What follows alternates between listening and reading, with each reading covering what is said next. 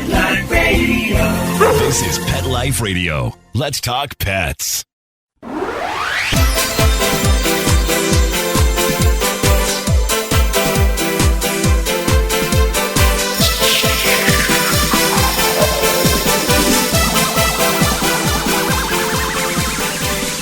Hello, you're listening to Animal Party on Pet Life Radio, and that means it's me, Deb Wolf, your host.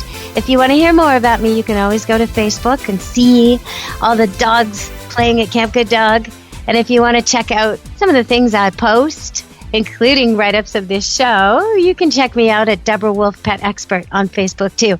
But right now, today, we have a very special guest, someone I love to have. She's my favorite cat expert in the universe, in the whole cat universe, Dusty Rainbolt. Welcome to the show, Dusty. Oh, well, thank you. And you know what? You are my favorite dog expert, too. Aww. So the feeling is mutual. Oh, that's so nice. It's true, totally true. Besides, and I know you know a lot of dog experts, just like you know I know a lot of cat experts. So that's saying a lot. It's not like you're the only one, you know? Yeah. Well, okay, so I want to talk today about a few things. We had a writer, someone emailed me in a problem that I found sort of curious. She says she has a cat that picked itself bald on half its body only. And she did, I went back and forth with her. First thing I said was, what about fleas? And she said, well, we treat it for fleas, and it doesn't seem to be scratching or itching, and it gets this, topical flea treatment every month, and that seems to not be the problem. But she said it would just methodically pull out its own fur on the feet, the legs, the belly, the tummy, and then stop at about halfway. And then for some reason, it just stopped doing that. Now all the fur's grown back. Do you have any idea what the deal is with that? Well, whenever I hear about something similar, a change in behavior, the first thing I always say is take them to the vet. I mean, fleas would have been my first guess, but so many times there could be other things going on in addition to fleas. Allergies, whether it's fleas or pollen or grass or whatever. It sounds like a contact issue. Or it could also be a behavioral issue. Stress can cause cats to start hyper-grooming, and, they may pull out their fur or just trimming it down with those sharp little tongues. So you know what? I was thinking along those lines, too, and I asked her a bunch of questions, and one of them led a little bit askew, but it kind of rang true for me, and that was there'd been no changes, no new pets, no new neighbors, no construction work. I mean, I went through the whole list of things that could throw a cat off. House gas, construction, moving, new heater, new radiator, where are the litter boxes, on and on and on and on. And then we hit on one thing. Daughter-in-law, who visits all the time and loves the cats, is pregnant. And I thought, well, wait a minute now. Okay. That's definitely a change.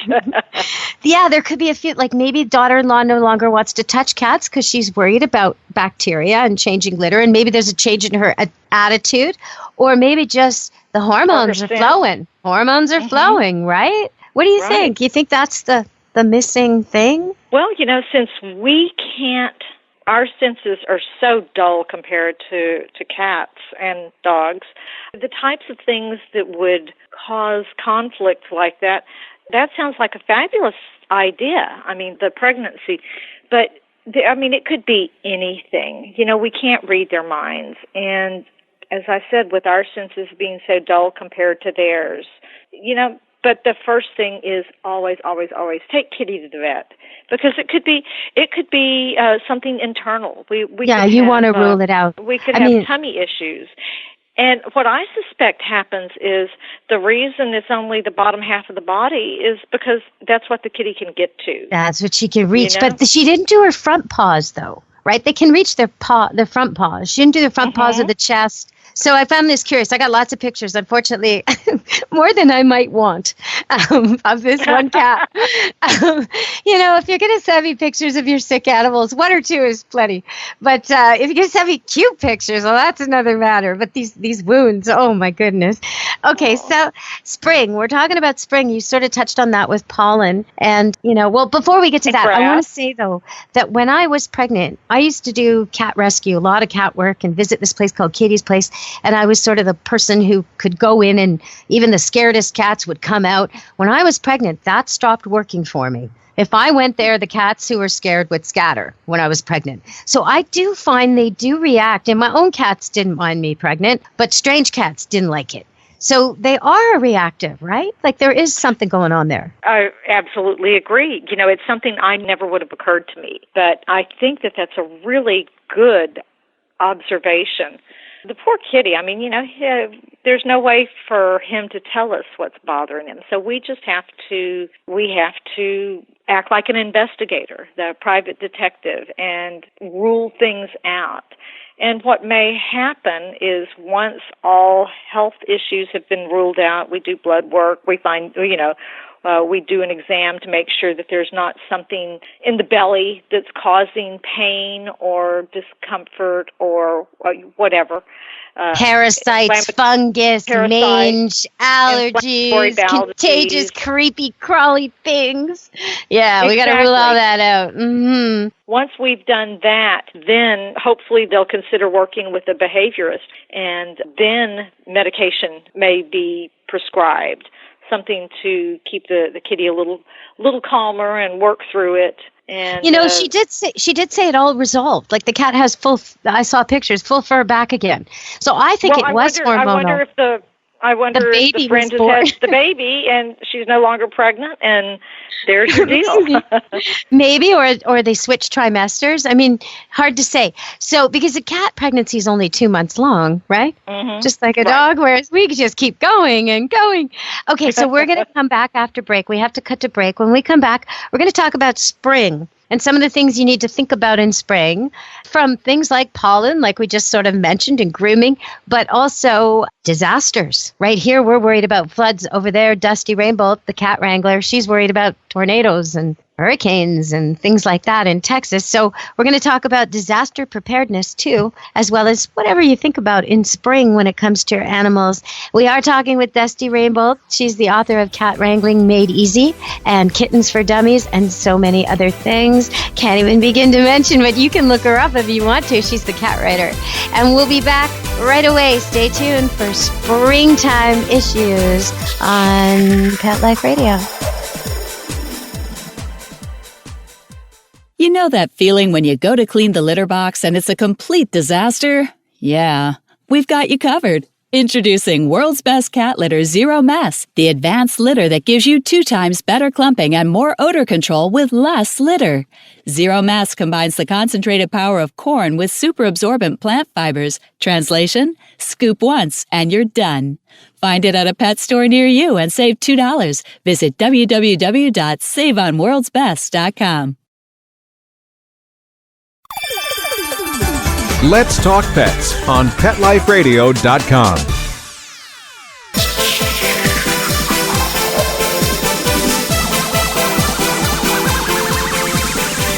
Hello! We're back on Animal Party. It's a party. We got dogs, we got cats, and we're talking about spring with Dusty Rainbow, the cat wrangler. Cat Wrangling Made Easy is my favorite cat book, and it taught me so many things, like about touch, in fact, but we'll talk about that later. Right now, we're going to talk about spring. So, Dusty, what about the pollen? What's the issue there for you? Well, I tell you what, I have pollen allergies. It is insane. This time of year, I sound like my nose is always stopped up, and I can't talk, and I get that Lauren Bacall voice. But the truth is, it's not just me. Cats get these allergies, and dogs. Animals get these allergies as well. And some cats also have grass allergies, and I know doggies who have their feet bother them. And there's just all kinds of things going on. Mold, depending on where you are. So spring is beautiful, but it can be a difficult time to be a cat or a dog who can't tell you, oh, my sinuses are killing me. Or, gee, these fleas are driving me crazy and I'm stripping the fur off my skin. So you just have to watch them. Well, I think grooming is huge this time of year because, you got to brush them. If they come in all covered in pollen, you're going to suffer. They're going to suffer. Everybody's suffering. You brush, brush, brush. If you can get a vacuum with a long arm and get your pets to tolerate that, that really helps. There's other things too. Diet can affect things a lot, but keeping them clean and hosing them off, especially dogs who've been in dirty, muddy water that's questionable, just hose them off. They shouldn't sit in that or have to lick it off. And for cats, it's the same kind of thing. If they're naked and they're low to the ground. So if your neighbor's spraying pesticides, keep your cat in that day. That's just not something he should run through, really. And his feet, too, the pads, they're so exposed all the time. I worry so much about people burning the pads or cutting the pads off their animals because, maybe their dog's been inside a lot lately and it's the first dry, hot day and the pavement's scorching and the person's wearing running shoes and doesn't notice and they take the dog out at noon and bam, now the dog's dying to go for a walk. It's so excited and it wants to keep up with its human, so it won't even let on as it's wearing its pads completely raw. You got to feel the ground yourself. So spring is the time when we got to get ready for the weather, right? Absolutely. And in my part of the country, a lot of people love to put their dogs in the back of the pickup and take them wherever they're going. And you got to remember that those pickups, at least in our part of the country, that metal gets scorching hot. So, make sure that your dog has some kind of protection. I mean, maybe a blanket or something if you're going to do that. So, well, the other thing about that is the human's inside a cab, so they're in shade, often in air conditioning, and the dog's outside with wind, so he seems to feel good, but he is actually in direct total exposure to the sun the entire time. There's no shade over him. So that's not good. Right, he's getting sunstroke, he's getting heated up, he's getting dehydrated, he's getting cranky if he's a normal dog or an older dog or, it's just not a good plan. You got to think this one out a little bit better when traveling with your pets. And in a lot of places, you'll get a ticket for that anyway. So it's not, and then they pull you over, they're going to start writing other tickets if they're pet lovers. What's going on with that rear taillight? What's going on there? Tire pressure? Oh no! I once had a constable on the radio when I was on CKLV in Kelowna, Cross Canada Network, and this constable came on. He called into the show just to tell people that he's looking for them. And if he sees anybody with a dog loose in the back of a pickup, even tied on a leash, if they're not in a correct harness and they're not provided for adequately, he's going to find everything wrong he can. And he was like warning my listeners. It was like, oh no, vigilante or what? But, he said dogs become missiles. When you put on the brakes, that dog's 80 pounds becomes 800 pounds with the force of the motion. And it kills drivers and passengers. That was his point. That was his issue, that it's just not safe. So I understand where they're coming from, but the heat, too, you got to really watch. No dogs in cars, no cats in cars, right? Right. Well, I was getting ready to go there, yes. Down here, it is about, 90-something degrees and at this moment. So that means 5 minutes in the car, it'll be like 110, and 20 minutes, it can get up to 130. So no animals in the car. And in Texas, I'm happy to tell you that there is a Good Samaritan law, and you can break a window if you find an animal. I'd advise calling the police, but if it's super hot and you see the animal is in distress, I'd do it, even if they didn't have the law. So over here, we don't get the heat like that, but it can get like that all of a sudden when you don't expect it. Like today, it's not very warm, maybe 75 degrees and slightly cloudy, and there's a cool breeze. But if the clouds were to blow over and the sun were to come out for an hour or two, it would be 90. And then what? Right? The dog left in the car in the shade is not in the shade anymore, and now he's in trouble, and it's just so not fair. So people really just don't do it. Yeah, I know Rover wants to come with you, he says, but if he only knew what was in store, he would choose to stay home. He just doesn't know, right? He thinks you're taking him swimming, like he has no idea. Oh. Okay, so disasters. Over here, we're worried about floods and forest fires. We just evacuated Barnston Island mostly. Couldn't get all the animals off, couldn't get everything off. It was, people were so worried. And then the flood subsided, the flood waters, so it's okay. And they're bringing all the animals back. But if you're ever in the path of a disaster and your animals aren't friendly and they don't know their names and commands and you're not stocked up with what you need, then your animals aren't going to be the lucky ones, right? That's the thing. Right. Absolutely. You really need to, especially cats, you really need to get them used to the carrier. Put the carrier out, put treats in there, put a bed in there, make the carrier their friend. And you can even train them to, when you whistle or click or a certain command, to go to the carrier. And that is a lifesaver. Dogs are certainly bring out the leash, and I know my dog just goes nuts, and he's circling, and he's, so excited to see the leash.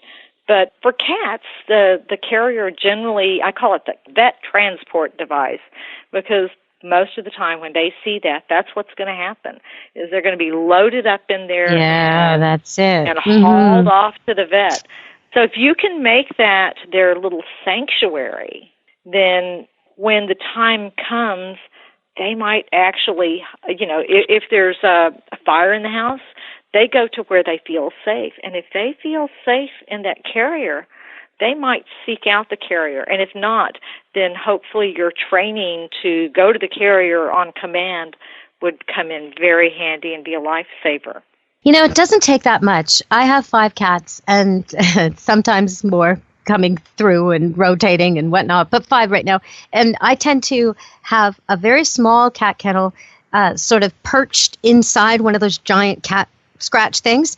And when I go to grab catnip from the garden and spread it around again, I always put some in there. And sure enough, within minutes, there's an hour anyway, there's a cat in there, and I have a larger one on the base underneath another cat scratch in a different location with a nice comfy bed, and same thing going on. Always a catnip toy in there, and sometimes I throw a whole sprig in there.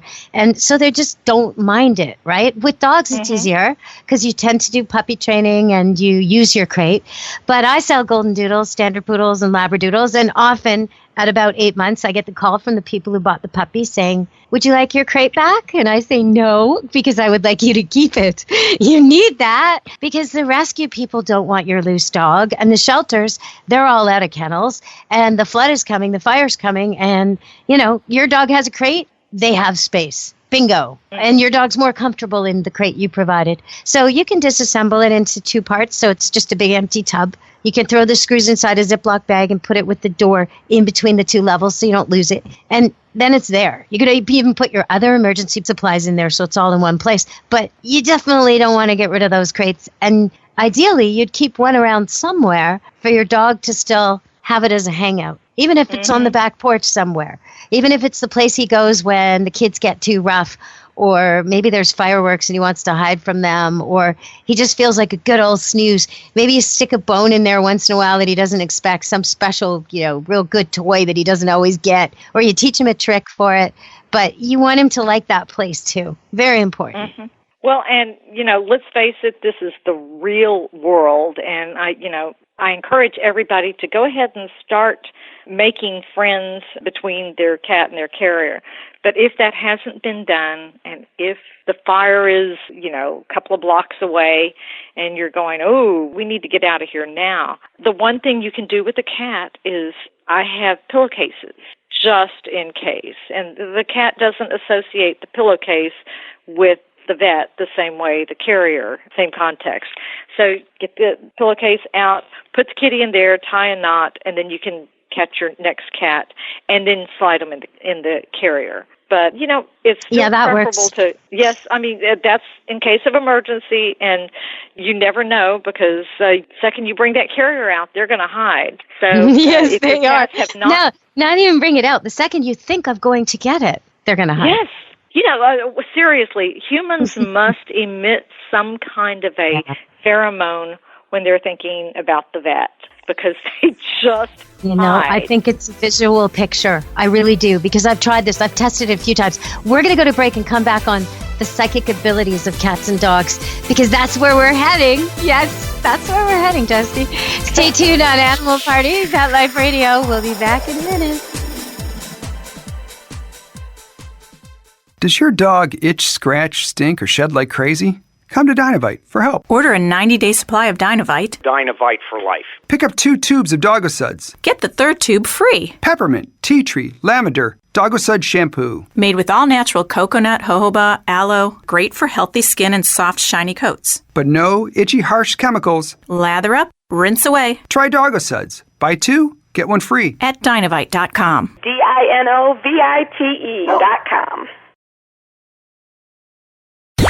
Let's talk pets Let's talk pets on Pet Life Radio. Pet Life Radio. PetLifeRadio.com.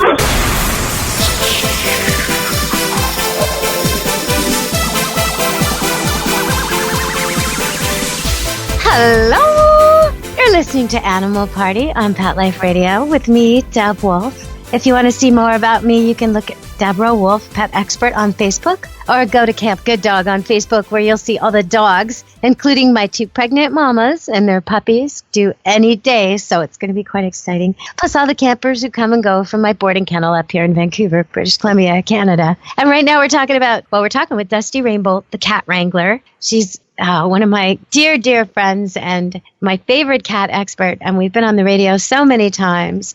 And I met her through the Cat Writers Association, I believe. I was a Dog Writers Association devoted person when I got recruited to the cat way of thinking as well. To the cat side. To the She's cat gone side. Down the cat side. I feel like I'm cheating on my canine brethren. Oh, well. So yeah, that happened years and years ago. And we're still talking about cats and dogs to this day. But I have done many experiments, Dusty, many ways of testing this where I try to eliminate all controls, and I see if the dog really can tell when I'm thinking loving thoughts as there's body contact or no body contact or no visual contact, or not thinking loving thoughts, and have measured reactions. And I'm convinced dogs will moan when you think the pleasure thoughts and stop moaning the minute you stop thinking the pleasure thoughts. These examples that are just so, it's like on, off, like a switch. But with cats, I've very much noticed that whatever thought I'm picturing in my brain, they pick up on. With a dog, if a person who's having a hard time with a dog that jumps up, so often the person is thinking in their brain, don't jump up. And as they think this, they picture their dog jumping up on them. And so I'm convinced the dog sees this and jumps up. Because when I come into this situation and I think, lie down, the dog isn't hearing me telling him, don't jump up with this image of jumping. He's seeing me imagine him lie down. And so after a couple times making him do it, it's all clear. There's no mixed messages. Lie down, right? And I think with cats, when you go to get that carrier and you're thinking, oh my God, I hope he doesn't hide under the bed. He sees hide under the bed and boom, he's under the bed. That's my thinking. That's very interesting. I can tell you, I don't know if they can read your thoughts or not. I kind of think that we emit some kind of a pheromone that might cause them to react, or, if you're scared, they can feel it or smell it or whatever. I know that in the past I've had kittens that I have attempted not to act differently. I may have been thinking the wrong thoughts and maybe they were receiving it, but it would be time to take a kitten to the adopt-a-pet. Now, they've never been to an adopt-a-pet before, and all of a sudden they hide. Or, 20 minutes before, 10 minutes before it's time to take a cat to the vet, they're gone. They are not in that normal hiding spot under the bed. They have found some crack or cranny that I have yet to discover. And I don't know how they do it. I do really make an attempt not to send off any inappropriate thoughts, but apparently I do. Well, what about the meds? Isn't that something? When the vet gives your cat something and then he says, okay, so twice a day, and now he tells you what you have to do. And it's something like, there's no way the cat's going to put up with more than once. Take their ear and insert this. Is like, okay, how many shots at this am I going to get? Oh, no. Follow-up's really tricky. What do you suggest for people when they have this?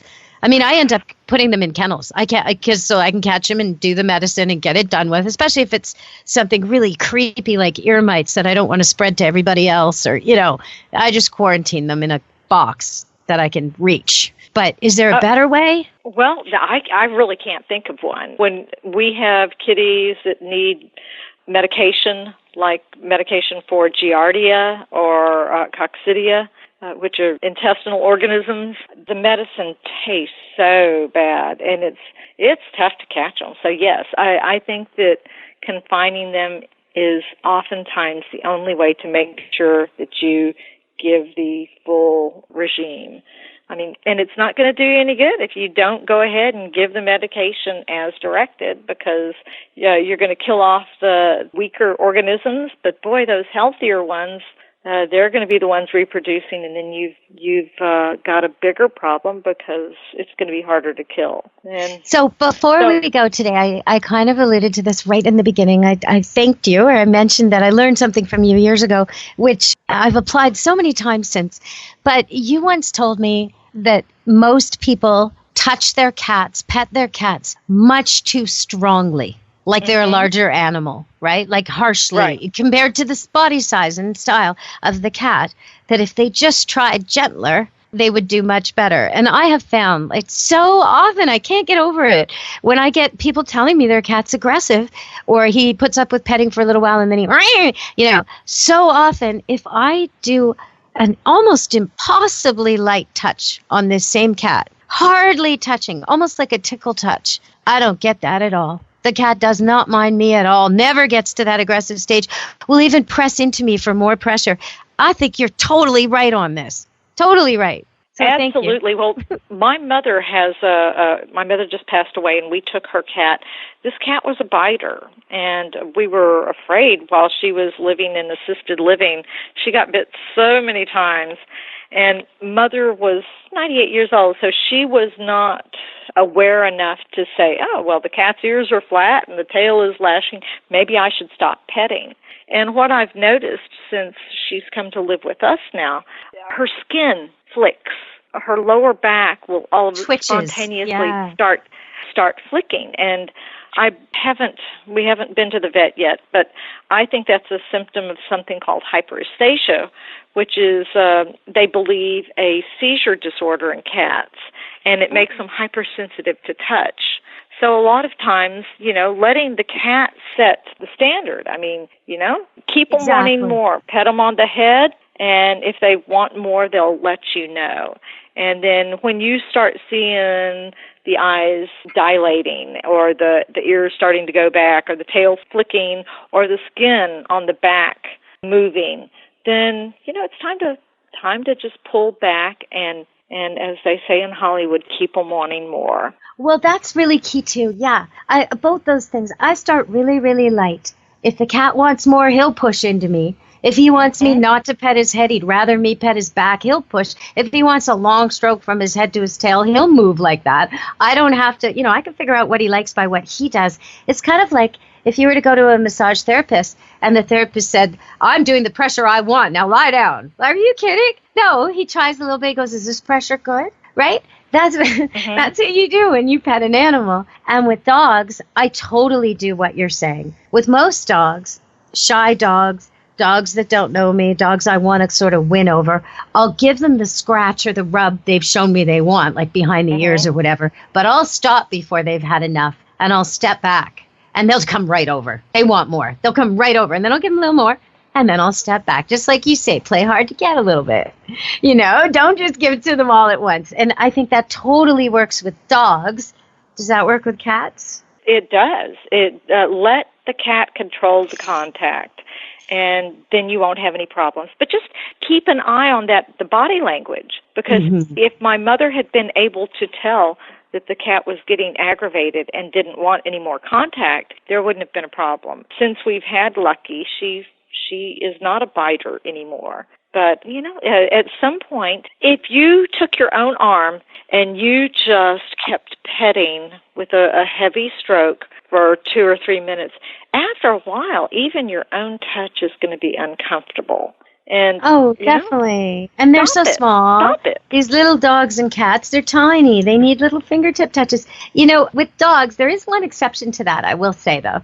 I've had a chocolate lab right now, and that came to me about a year and a half ago, and I have a golden retriever that came to me about 3 years ago. Both were rescues from people who couldn't handle them, and they were both the kind of dogs who just were too much dog. Like, the classic dog who loves too much, fetches too much in your face, all over you, won't ever stop cuddling all the time. that kind of dog. Knocks your coffee flying to try and get more cuddles out of your hand, that kind of young dog. And in both those cases, I did the opposite. Instead of playing hard to get, and it was kind of an experiment with the first one, Scarlet. Now with Pudding, I just knew it worked with Scarlet, so I went and did it with Pudding. But she's a dog who can never get enough love. So I decided on occasion, I would try and give her more than she can handle. Like, Jess, you want cuddles? Okay, then. Just dive right in. Scrum on the floor till she's had enough. And it does take a long time to give a golden retriever or a Labrador retriever enough cuddles till they've had enough and they get up and they walk away. But the same with kisses. She would just kiss me. So I decided, all right, every kiss you give me, you're not going to have the last kiss. I am. And it went on and on. But finally, she'd had enough. And they're both much more relaxed now, right? Like they finally realized, okay, I'll get enough. I will get enough. It's not in short supply. Yeah, well, they were both lonely before. You know, the kind of dogs who love so much, but they just weren't around people and family enough. So they were really starving for attention. So I tried a new strategy and it did work. But in most cases, dogs and cats, they don't like you hugging them. They don't particularly like being picked up unless they're tiny dogs and they're used to it. They prefer to be treated with respect and touched gently, right, Dusty? That's right. And, cats, when they're treated roughly, they're not dogs. They're prey animals. And so there are always exceptions. But as a rule, cats do not like rough play. And so, when they experience that too much, too hard, too whatever, they kind of look at it as possibly being a danger, being restrained. Because what is a predator going to do? They're going to restrain their prey and take them out. And so you have to realize that if every minute of the day you're afraid that somebody's going to eat you, it will appear that everything they do, even if they know you love them, there's still deep, dark fear in the back of their mind that someday something's going to eat them. So, just treat them with the tender touch that they deserve, and you would be surprised at how well things go. That and a little baby food. Baby food never hurts. Turkey baby food. It's the best. Sometimes when you talk about cats, it really rings true for me that there's even though canines and felines are very different, and I wouldn't say that most of what you say about cats rings true for my large dogs. It doesn't. But there's a small animal traits that ring true. So when you're a 6-pound teacup poodle or a toy chihuahua. Or a Yorkie. Yorkie, Min Pin, anything like that. Bichon, Bichons are a little more solid. But still, when you're that small, smaller than everybody else at the dog park, in the forest, wherever, when you walk through the forest, just like a cat in a forest, you are being hunted by coyotes. You are prey by the eagles. Your experience at life is the same. When a person comes at you from above with giant feet and giant hands and tries to grab you and it hurts, or they step on you, yeah, that's the same. So everything you just said about cats rings so true for the small dog owners. If you've ever wondered why they shake and they're neurotic and they're scared, it's because they're little tiny animals in a very big world. So we kind of got to get that just a little bit. And everything wants to eat them. We just have to remember that everything bigger than them is considered a predator in their minds, including us. Even other dogs sometimes, unfortunately. That's what I mean, the dogs, but including the toddler, because, you've got this toddler and he's only 2 feet tall, but, if he steps on the puppy or the kitten or whatever. Or drops the baby animal on the hard marble floor, something like this, tile floor. I've seen breaks in puppies, little tiny toy puppies where they dropped it. I used to work at a vet where we saw lots of that. And I always say, you've got a little puppy and you've got little kids, just make them sit down to pass the puppy. Then if the puppy falls, he only falls a couple inches, no big deal, they're roly-poly. But a tiny little teacup puppy cannot fall from waist height and be okay. So just be careful with that. Well, Dusty, we've run out of time, unfortunately. Well, I would just like to remind your listeners that I have some new books out now. You like Cat Wrangling Made Easy. But my new book, Cat Scene Investigator, Solve Your Cat's Litter Box Mystery, is the perfect answer to all your litter box problems. And it approaches everything from the perspective of a detective, because there's no black and white answer to why the cat is missing the litter box. So, cat scene And we investigators know solve your they cat's are. mystery. Yes. And if you think you're handling it when we come visit, or your friends or your family, and they get to your front door, they know if your cat's missing. Everybody else can smell it. You're just used to it. So I love the enzyme cleaners. Once you got the problem under control and you get it all clean with vinegar and you got it all done, then I use that fancy enzyme cleaner. I wait till it's on sale, buy one, get one free, and I stock up. But that stuff works wonders. Yeah, you got to get rid of the scent, too. And I'm sure your book goes into all that, because it's the number one reason cats end up homeless, isn't it? Absolutely. It is. I mean, I've been in rescue a long time, and I hear the line, oh, well, we're moving. Well, why can't you take your cat? Well, they can't take their cat because their cat pees outside the box. So he winds up in the shelter. So the book has been written to help keep kitties in the home. And I really encourage, and it's funny. It's like Kittens for Dummies or Cat Wrangling. It's written in a funny fashion because, it's better to laugh than it is to go read a textbook. Okay, well, thank you very much, Dusty. It's been a Thank you for great having show. me. I can't wait to do this again. Oh, you will. I'll call you back for sure. All right, everybody. We'll have Dusty back in the future. And until next time, from me, Dove Wolf, from Pet Life Radio, and Dusty Rainbow, be good to your animals. Let's Talk Pets, every week on demand, only on PetLifeRadio.com.